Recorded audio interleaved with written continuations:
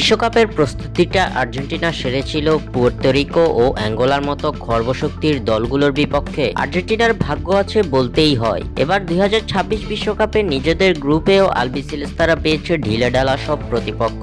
ড্রয়ের মধ্য দিয়ে শুরু হয়ে গেছে 2026 বিশ্বকাপের কাউন্টডাউন। ইতিমধ্যে শেষ হয়েছে 2026 বিশ্বকাপের ড্র শেষে জানা গেছে গ্রুপগুলোর অবস্থান। আসন্ন বিশ্বকাপে যে গ্রুপে পড়েছে ডিফেন্ডিং চ্যাম্পিয়ন আর্জেন্টিনা, যে গ্রুপে তুলনামূলক খর্বশক্তির সব প্রতিপক্ষ পেয়েছে লিওনেল মেসিরা।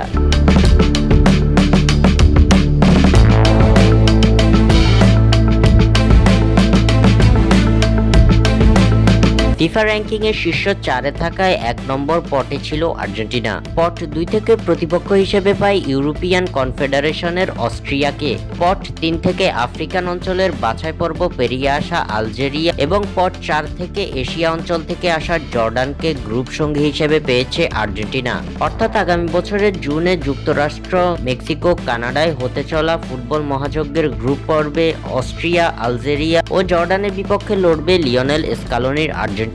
আগামী 16 জুন আলজেরিয়ার বিপক্ষের ম্যাচের মধ্য দিয়ে 2026 বিশ্বকাপের যাত্রা শুরু করবে 3 বারের বিশ্ব চ্যাম্পিয়নরা। দর্শক, আর্জেন্টিনা কি পারবে নিজেদের গ্রুপে চ্যাম্পিয়ন হতে? আপনাদের মূল্যবান মতামত আমাদের জানিয়ে দিন কমেন্টে। স্বাক্ষর থেকে সাদবিন ইসলাম।